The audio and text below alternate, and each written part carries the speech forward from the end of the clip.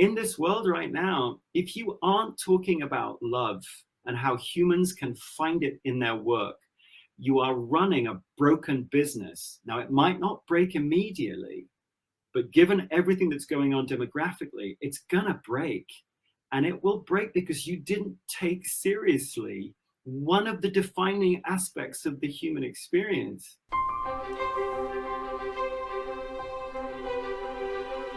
We've created work as though human uniqueness is a problem or a bug that we need to fix.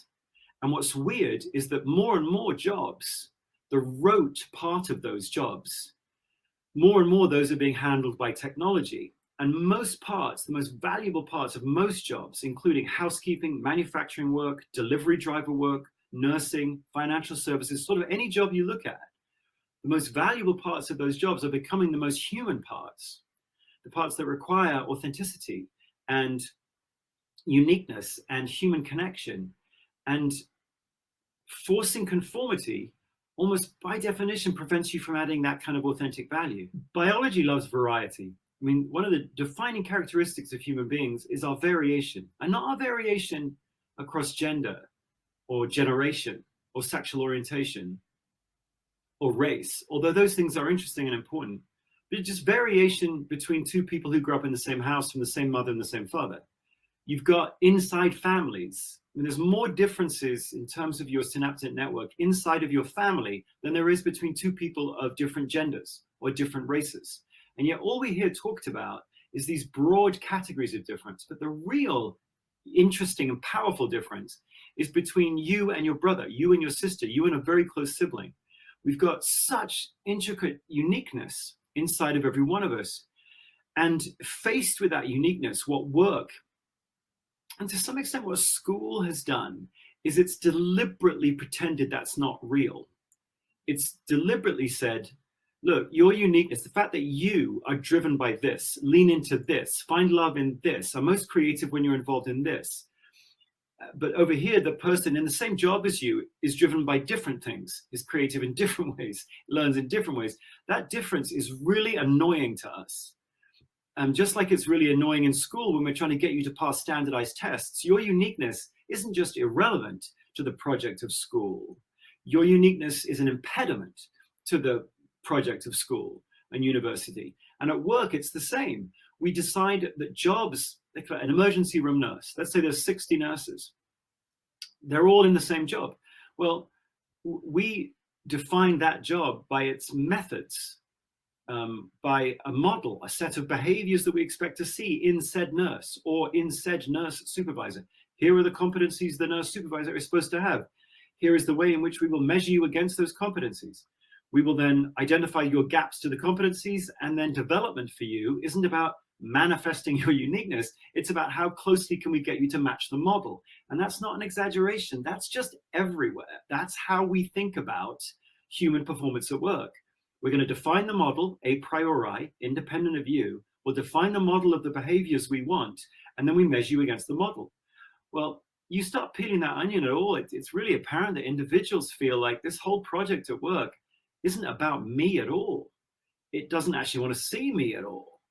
And so I couldn't agree with you more. We've built systems which deliberately, and I'm not meaning this cynically, I don't think companies are trying to alienate their people or psychologically damage their people, but they're doing exactly that, sometimes with really good intentions. But we've built systems of conformity. And rather than telling each individual nurse in the emergency room, look, here are the specific skills that everybody's supposed to have. But beyond that, how you administer care, how you make decisions to treat and help that patient, how you build a relationship with that patient, that's all up to you guys, because you're unique and every one of you is driven by different things and make different choices. And we're not interested in that. We want to pay attention to that because you're a whole human at work, and we want you, yes, we want you to give care, but we want you to give care authentically. And that's going to be different for every one of these 60 nurses. We don't say that. We don't really say that anyway. I'm not picking on the NHS. But we've created work as though human uniqueness is a problem or a bug that we need to fix. And what's weird is that more and more jobs, the rote part of those jobs, more and more those are being handled by technology. And most parts, the most valuable parts of most jobs, including housekeeping, manufacturing work, delivery driver work, nursing, financial services, sort of any job you look at, the most valuable parts of those jobs are becoming the most human parts, the parts that require authenticity and uniqueness and human connection. And forcing conformity almost by definition prevents you from adding that kind of authentic value. So it is an odd time. This is a really odd time, not least because most of the human capital management systems in place that we live within are the ones that execute that conformity. You're measured inside of an HCM system against a bunch of rote competencies or attributes or key results areas. And your uniqueness is frankly just irrelevant to all of that, which is super discordant and psychologically destructive.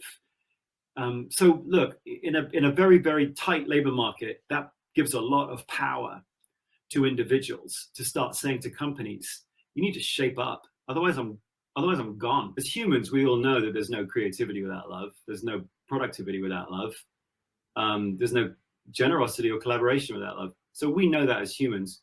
But yeah, in the world of work, we've sort of gone, you know what, don't expect your job to love you back, man. Just do your thing and go home to the people you love. But in terms of the data itself, I mean, it's just really clear. We just finished this 27-country study, 27,000 people. So a stratified random sample of 1,000 people in every country. And if you look at what drives stress, intent to leave, actively interviewing for another job, resilience and engagement, it's this question: do I love what I do and I'm good at it? Now, we've asked it all 17 different ways. Like, do you love what you do and you're not good at it? Are you really good at it, but you don't love what you do? You're not loving what you do and you're not good at it? But when people say they love what they do and they're good at it, all the other outcomes that you want, including performance and engagement and resilience and attrition and stress and discrimination, interestingly, they're all driven by whether or not a person feels like there is some sort of love in their work. So this is a wake-up call for all CFOs. If you actually want to increase your payroll and reduce your profits and increase the costs of running your business, then don't talk about love at all, because you'll do that. You'll drive attrition up, you'll reduce productivity, and you'll reduce engagement with all the negative lost work days, accidents on the job. All those things. If you want all those negative outcomes, don't talk about love at work. Just don't pay any attention to it. But if you want all those outcomes, and indeed a really interestingly defined talent brand, which in super tight labor markets is really important, and dear CFO, if you don't understand that, then you need to go and look out in the world and realize that you can get capital like that. Human capital is really hard, and if you want an impediment to our growth, it will be because we can't find enough and keep enough good people. So our talent brand is critical. In this world right now, if you aren't talking about love and how humans can find it in their work, you are running a broken business. Now, it might not break immediately, but given everything that's going on demographically, it's gonna break.